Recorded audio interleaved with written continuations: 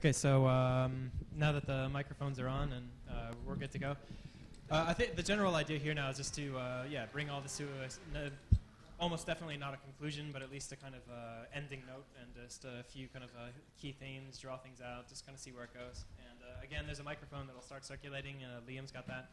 So if you've got something to say or pontificate about, or hopefully just ask a question or whatever, just get Liam's attention.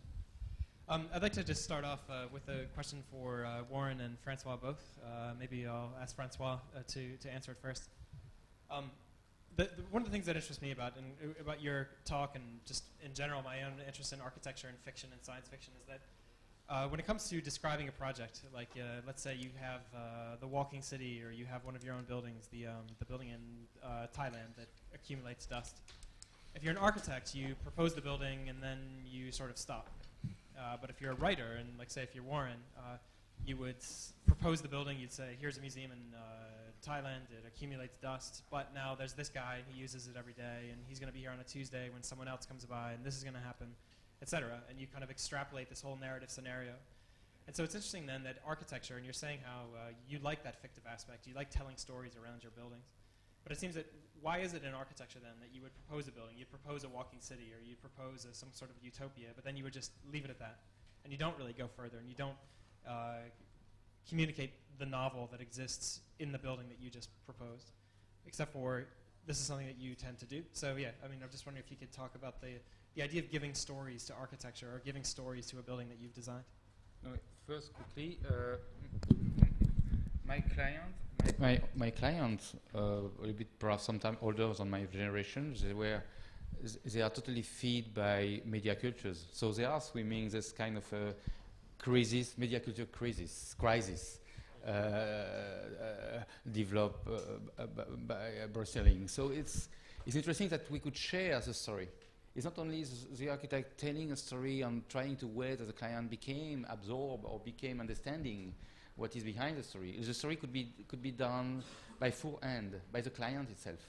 So it's really interesting to use some references or to infiltrate the mind of the client with his own cultures, with a TV series, with the addiction he had also to abuse about science fiction, about fiction, through the TV and through the media cultures. So finally, if we accept that in front of you, you have somebody which is also carrying a kind of subjectivities coming from the media culture's evolution in the 20th centuries, you could deal with him. Irrational position. You could deal with him some possibility to produce the scenario together. Yeah. So don't think that it's an architect trying to tell a scenario against the client. It's really a sharing, because it's not, for example, Bangkok Museum, we develop a lot of strategy with the client to get the permission of construction. Of course, so we fake the project, we reveal the project outside of Bangkok, but in Bangkok, we try to come down on the fiction. So the client is a part of the stories. He has to be involved himself and implicate himself in the part of the story. So in this condition, it became real. Because if you are alone to tell the stories, it could be unreal. But if you share the story with somebody else, it's the beginning of a group, of a sectum. It became a group which are not so far away to produce produce a story. I don't know if I answered to you perfectly, but yeah, I mean, okay.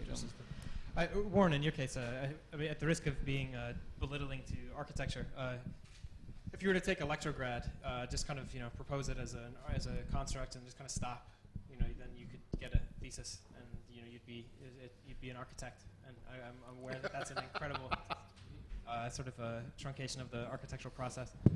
But yeah, that isn't what you do. You propose it, you take the idea, but you go even further. And so I guess you express sort of why would you be invited to this kind of thing? But it's exactly that you would take the proposal for a building or an entire new city, something like Electrograd, and actually explore that which happens around it.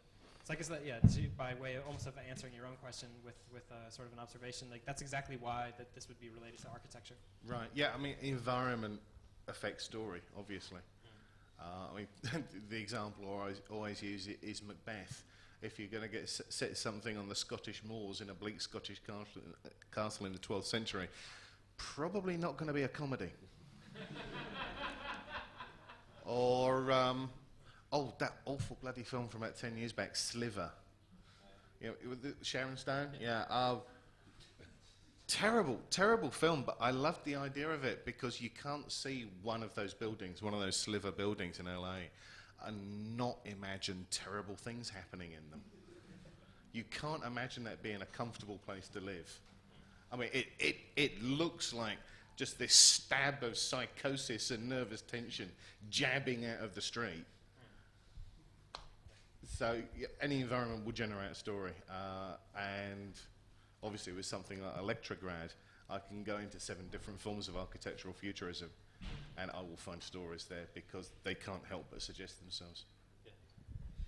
There was an interesting observation made by Jeff Vandermeer, who's an American kind of fantasy, dark fantasy, science fiction novelist, who pointed out how when you're inventing a cityscape for a novel, that in reality the most realistic cityscape tends to be the least believable for fiction. That if you were to describe something like his example is a 17th century church next to a bank tower, next to a residential high-rise, etc., and then you have almost like Victor's kind of alien tower in the middle of the city. Yeah. That in some ways that these sorts of textures are exactly not believable in a novel. You can't think like that anymore because reality always trumps fiction.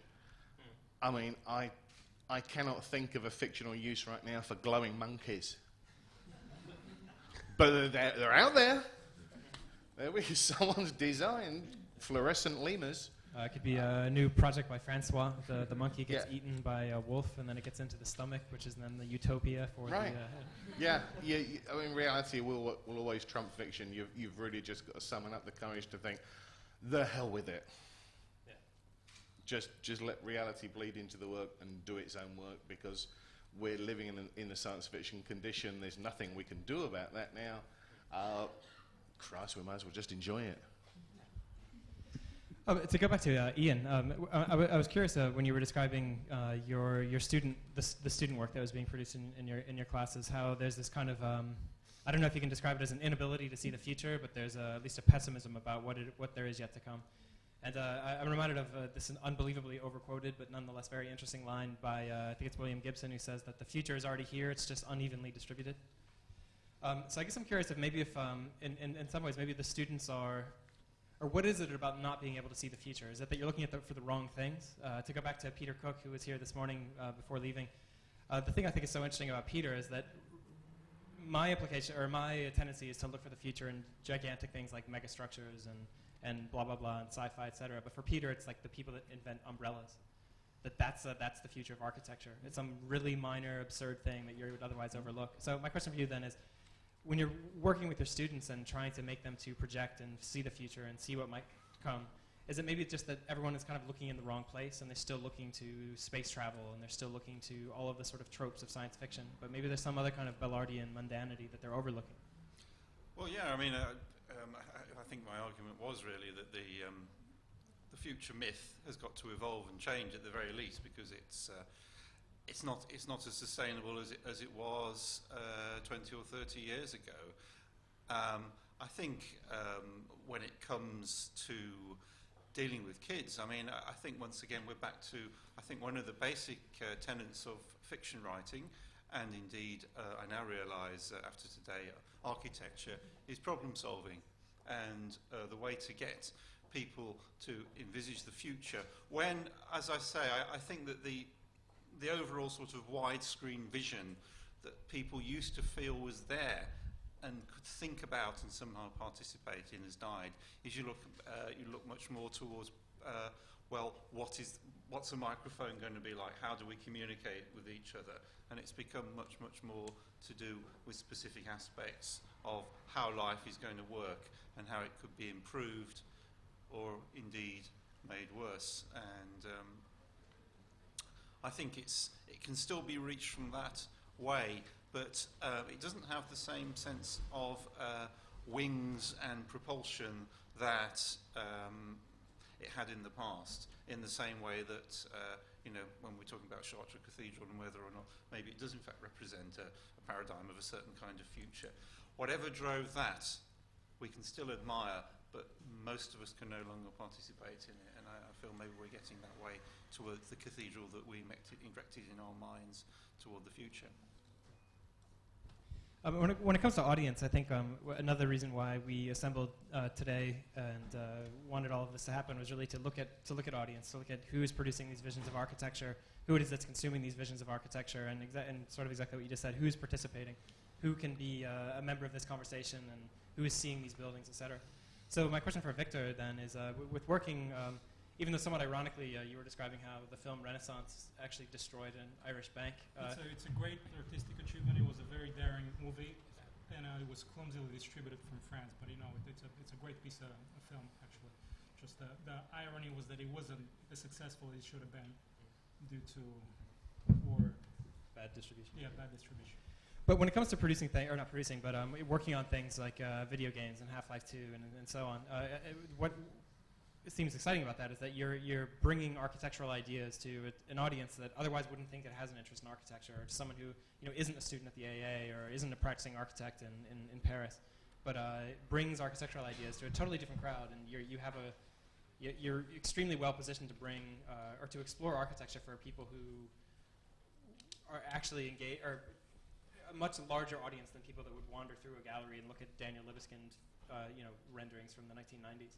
So I guess I'm just wondering if you almost feel not a sense of responsibility, but just an awareness of the fact that you have a gigantic audience for people that are going to be playing Half-Life 2 and encountering a structure that you've designed. Maybe even more people know your work than they do Archigrant.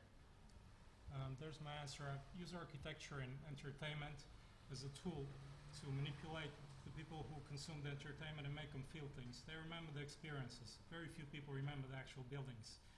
And I'm getting this parallel because I think one function of the city that nobody mentioned, that the city is a circus. It's a public show. It's a freak show. And it's everybody's life displayed in front of a lot of people. In the countryside and the suburbs, you hide. The city is a design entertainment experience that you choose to live. You go there and you get this stimuli. You get hooked to the city, can't go back. So it's a machine, but it's a drug machine. It's a junk machine.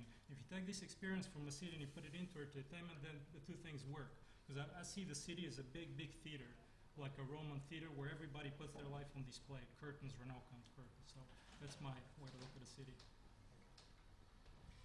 That idea of entertainment just reminds me of the presentation by Squint Opera and the way in which it seems like your work is almost like a PR work for architecture. And you're taking architecture and you're producing a kind of media intermediary, literal media, so that people can learn to appreciate the new Olympic Stadium by Peter Cook and Hawk, or whatever structure it is that you're sort of producing, almost like an advertisement for.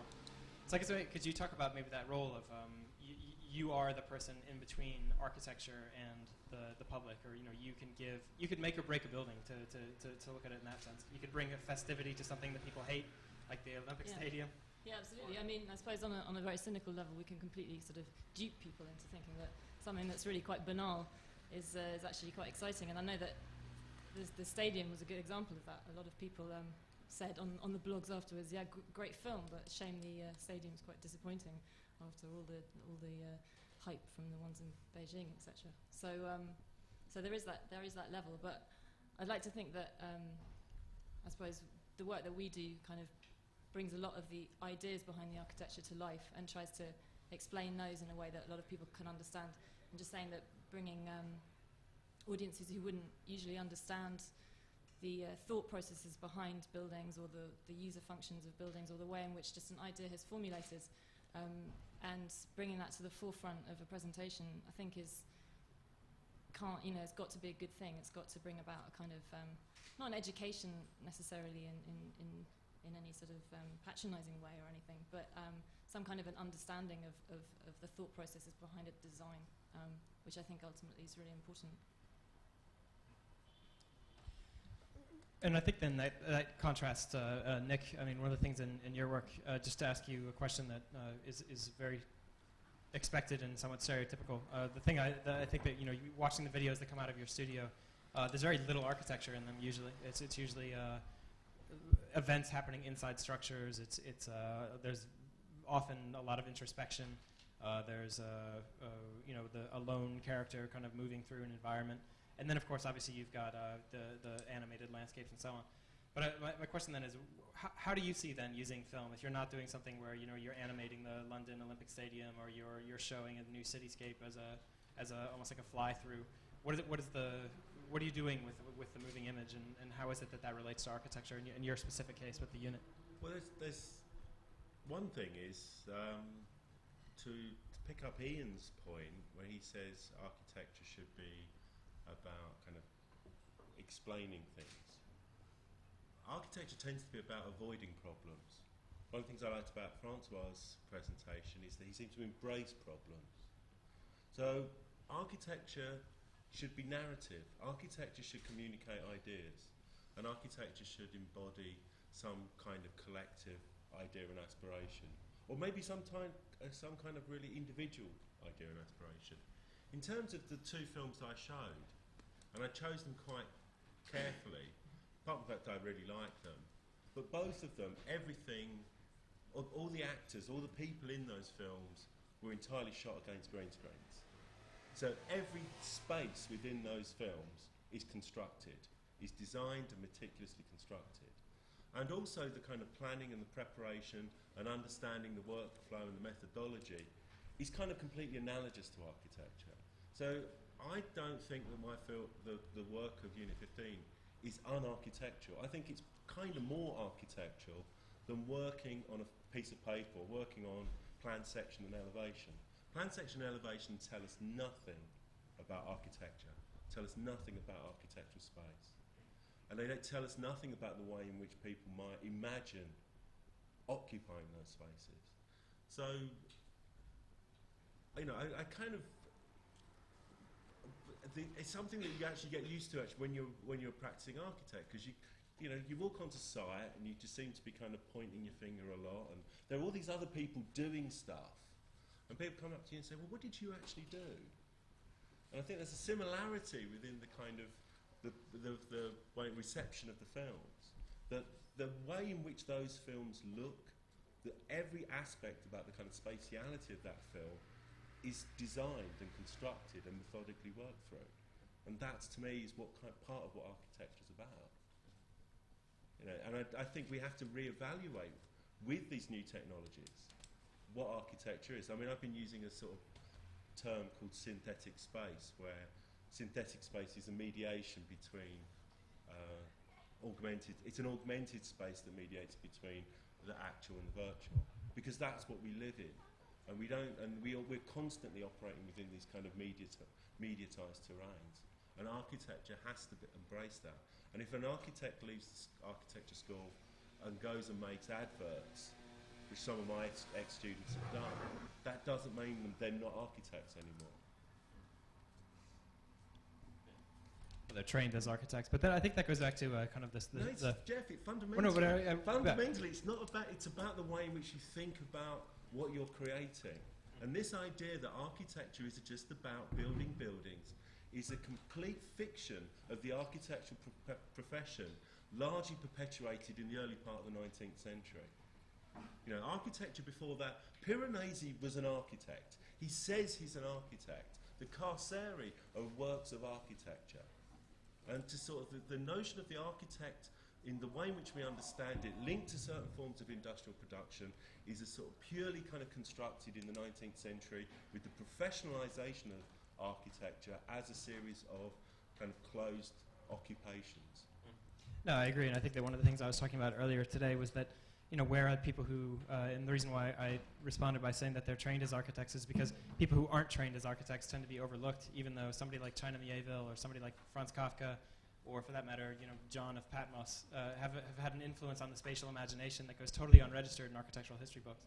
So it's interesting that the people who are not being written into the history are being overlooked precisely because they didn't have that qualification. You know, we talk about Vitruvius, but we don't talk about, like I say, a biblical prophet who envisioned, you know, cathedrals of gold hovering in the sky or whatever kind of thing we want. You know, the guy Ezekiel, wasn't that the guy in the Bible that he saw UFOs? You know, we don't learn about Ezekiel, but we do learn about Vitruvius, etc. But I'm saying that in Francois' talk, which you know, the idea that your building could kill someone, I think is you know, everyone laughs, and I as well as myself, and it's bad to be laughing with what I'm about to say. But the funny thing is that there are architects that do design buildings like that, and there are people like, for instance, who design supermax prisons or gulags. And it's interesting then that these sorts of science fictional proposals actually do have a kind of weird, dark counterpart in the real world, which is that supermax prison in the mountains of Colorado is built precisely to be that kind of thing, where someone is lost in your building and you just turn off the lights and you go home at night and you come back 70 years later and they're starved to death and they're dead, and et cetera, et cetera. But anyway, it's interesting that in these kind of the darkest sci-fi sort of extrapolations of what architecture could be, that there are real versions of that. So I don't know, maybe Francois could build a kind of a post-biological supermax prison. No, there's a very beautiful novel of Brussolo. Of course, you know Brussolo, which is more heavy than the wind, when the people are voluntarily going inside the building to die, to become the wall of the building, to attach and to become physiologically linked to not to die, but to survive through the building. They became a part of the building and bloody connection with the building itself. Of course, this kind of metaphor, because it's something like that, is a metaphor in the notion of transportation. You use the science fiction as a metaphor to transport from somewhere to somewhere else. And of course, not a universe parallel, but in a way, it's a way to look at the reality with another filtering. And when you asked me the first question, just to finish quickly, you said, is an achieved architecture is still an architecture? Of course, yes. All the 20th century proves that unachieved architecture is still an architecture. It's still in the history of it could be plugged in the history of of architecture. And an achieved book also. Look at the trip of Gordon Pym, when Edgar Allan Poe voluntarily never stopped the book, with a 3 little point at the end, so to protocolize an achievement of the book. So an achievement of the book is also a book. So an achievement of an architecture of a book is still a part of the book of the. An achievement movie is more a problem. How you could unachieve a movie or not do the movie is when you don't do a movie, the movie doesn't exist. But when you don't construct the project in architecture, we are very lucky as an architect. We could protocolize something where it could be constructed by coincidence, by the contingencies of the system, or it could be non-constructed, or it could be unachieved. And the three possibilities are still a spectrum of visibility, of the existence, of the physical existence of the project. If there are questions in the audience, we can open it up, and Liam will hunt people down. Oh, just an observation about all this. There's an independent American film called Primer. I don't know if it made a big splash over here, but it was basically filmed. One of the last things I saw in the U.S. actually was a gigantic storage warehouse in Los Angeles, where my wife and I left all of our stuff. But Primer is partially filmed in a big storage warehouse in Dallas, where it was legendarily made for only $20,000 or something like that. It was or $6,000. But basically, because everything was donated. But anyway, my point is just that it's this unbelievably mundane landscape. It's more Ballardian than anything else. But it's storage units and parking lots and office buildings. But yet, it's a movie about time travel. And they managed to build this kind of extremely bizarre time traveling thing inside a storage unit in downtown Dallas. And that's it. Like that's the setting for the book or for the movie. But yet, nonetheless, has this incredibly futuristic feeling, even though it's just filmed in the everyday spaces of the world that we already live in. But anyway, just as a cinematic observation. And the great thing about that film, when the titles come up at the end, there are 6 names. Yeah, it's the same dude. And again, it shows that, filmmaking used to be impossible because of the technology and the expense. But now with everyone in this room has access to make their own films. And actually everyone also, they may not realise it, has the same, well they probably do because they're in the AA, the same access to be their own architect.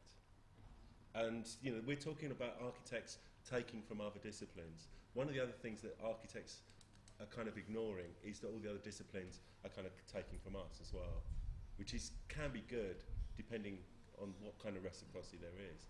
But I think it's an incredibly exciting time to be making stuff, to use Peter's term. But we've also got to stop putting kind of labels on whether it's literature or whether it's film or whether it's kind of sci-fi or whether it's fantasy. I mean, I don't understand all this kind of moralisation. We just make stuff. We have ideas and we make stuff. And there's never been a better time to have an idea and make the stuff. Yeah. Back. There's been some talk about the sort of death, the myth of the future. But there's also been mention that we're living in a science fiction condition with the world changing constantly, new advances in science and technology all the time.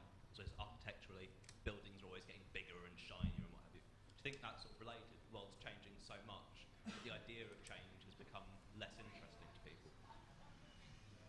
And so there's no sort of myth of the future looking at those big changes.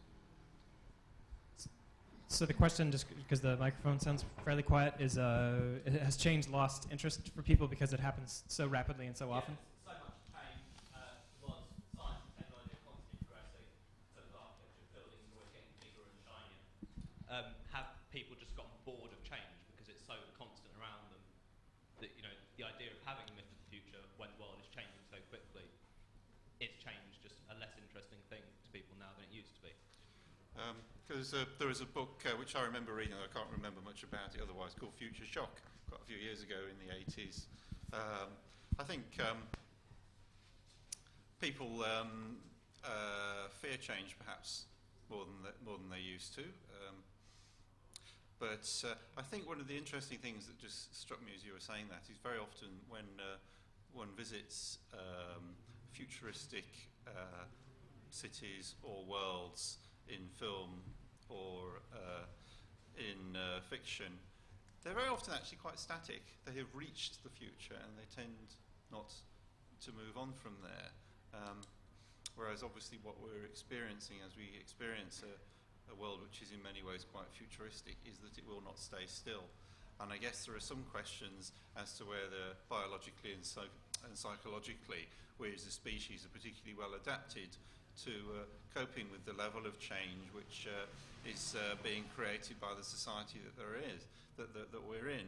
And I do also wonder whether the slight sigh of relief that a lot of us feel as a result of all the other worrying things that the credit crunch brings is, well, maybe it'll at least give us a chance to get back to listening to all those downloads and CDs and everything else which we've got piled up, faithfully stored for us by all our machines, but which we can never really quite get around to appreciating. I think, Go on. yeah, just one of the things about change that strikes me also in relation to science fiction is that, you know, we've just witnessed an election on the slogan of change, and does that in fact mean that change is now stasis? And, you know, there's this kind of thing I loved about Walter's presentation, this kind of idea that in science fiction, just with the language, you know, this idea of the door dilates. Like, that perhaps really that's what the kind of the essence of the science fiction comes is. I really think it is. I would take exception with the idea of change as still being bigger and shinier. The great predictive failure of science fiction is that I always amuse me with the cyberpunk guys. Laptops, the internet, virtual environments, no bastard in there has got a mobile phone. Not one. No one saw the mobile phone coming. I think when change does come, I think we're not bored with change. I think change is starting to come so quickly we're finding it imperceptible. Change isn't about the big things anymore. It's about the tiny things happening very, very fast. This time last year, we could not drop cancer drugs directly into a tumour using nanotube capsules.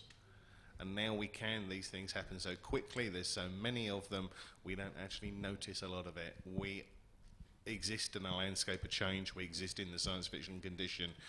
We've gotten used, I think, in some respect, to things not always being the same when we look out the window. Which I mean, that's where Future Shock went wrong. It turns out there's no such thing as Future Shock. We don't embrace chaos because you can't get your arms around chaos. We just roll with it. What might you say to the possibility that maybe people do not want change anymore, but the reason why is because not that they want stasis, but they want catastrophe. I mean, like in your talk. Future. But in your talk, it was interesting when you said that 2001 is the last date of true science fiction, and for certain this might betray my nationality, but instantly, because you said the end of 2001, I instantly thought you meant September 11th. Like, oh, that was the science, like the last sort of sci-fi event that we're going to see. But even though obviously that isn't what you meant the monolith and so on. Yeah, what if that's what everybody wants? What if people want maybe one of the reasons Flooded London was so popular on the internet last year was precisely because, wow, this is what we want. We don't want new swimming pools in Hackney. We want to flood London. You know, and there's just a kind of a. Have you ever been to Hackney? You'd understand the urge. But So yeah, maybe then it isn't. The change is exactly too slow, and the people want. I wouldn't even say revolution. I'd just say catastrophe. That seems to be this true, like the swine flu thing. I feel like there was actually a genuine kind of like, fuck, here it is, swine flu. It was exciting. Now we can all wear masks, and it's going to be the bio dystopia we've all been waiting for. I'm nostalgic for bird flu. That was much more interesting. There was that exhibition curated by Paul Virilio in the Fondation Cartier, Unknown Quantity, in which he speculates exactly that basically the reason that we engineer such complicated and vastly kind of bizarre systems is exactly to watch them kind of fall apart. The stock market, all of these kind of things. It's kind of like just to watch them fall apart, or just to watch the coping mechanism. Well, whatever. It's like you're talking about. It's the theatre of it is. Because what fascinated me about SARS was not only the wild viral panic, but the way people responded. SARS masks, and then literally 10 days later, SARS mask art. Do you remember the painted SARS mask? But I don't remember that, but I do remember the small miniature trade towers going on eBay for like hundreds of whatever. Victor, do you want to grab one of the mics there? Yeah, there's just something childish about people in the sense that since the Tower of Babel, we want to see how far can I push it before it collapses. And there's an instant gratification when it breaks, and when you're a kid, you grab something and you punch it and you smack it, or you push the boundaries, and you always expect the big disaster to hit early or late. So I think there's a towering inferno. It's this 70s Americana movie with all these famous actors, and it was just exactly, they built a big toy and they destroyed it completely and killed a bunch of people with it. And that was a great satisfaction of all these disaster movies, including Titanic, the most successful movie. So we're expecting the toy to break early or late, and we're just waiting for the moment. I feel like we've drifted quite off of the sci-fi theme, but why don't we do one more question, and then we can wrap it up. And given the whole change thing and Twitter and Facebook and everything that's coming up nowadays, how do you think that's going to affect stories now in the future with new writers? She's looking at me, but anyone else can answer if they want.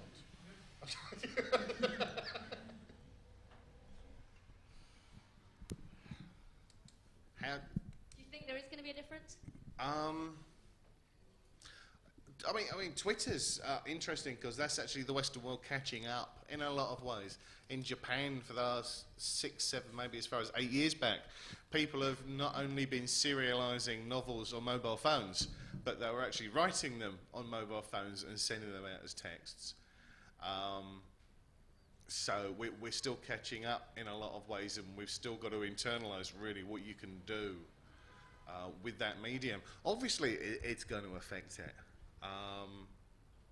Any mobile technology is obviously incredibly disruptive to the way we do the business of writing. But again, you roll with it. I mean, not just writing, obviously, video. Now people can actually hook YouTube to Twitter. They can hook YouTube to text messages using shortening services. That actually, I think, changes the playing field quite a lot, and I don't think people have realised quite how yet. But it also, one of the things it also suggests is the way in which we become obsessed, we become much more narcissistic about our world and the way in which we think everyone else should know about our world. And I think this again is something that I'm not sure whether it's a good thing. In a novel by David Foster Wallace, there's this thing where he talks about everyone using video phones, and then everyone gets kind of fed up because you can't look at you look ugly. We look ugly and normal on video phones, so we start having avatars, and then because everyone's got avatars, they start realising that they're not talking to the actual person, and you get really let down when you meet the person, and so you just go back to using normal phones again. I mean, I wonder if some of this stuff is just a kind of blip. And actually, you know, the kind of the amazingness of being able to send out 144 symbol messages to the world is going to kind of pass by. Video phones already blipped. Do you remember? BT were trying to sell 2 for 1, just to try and get them out of the shop, so you'd have one person you could video phone. And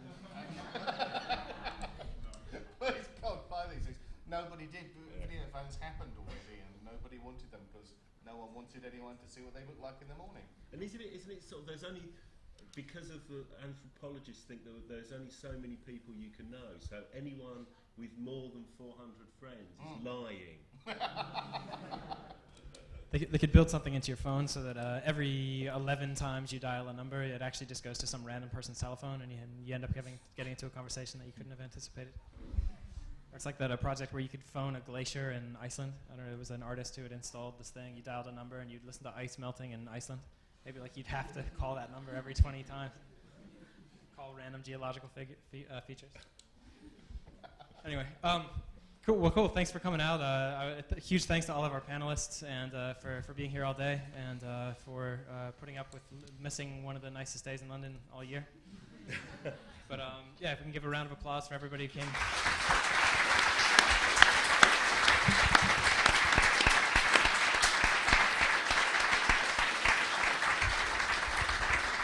And thanks again to Liam and to the AA for hosting it, and also just thanks to all of you for coming. And I hope you had a good time. And also, I don't know if we're gonna. Is there a bar here or something like that? There's a bar maybe we'll cafe upstairs. So some people might still be hanging out. So yeah, stick around if you want. Yeah.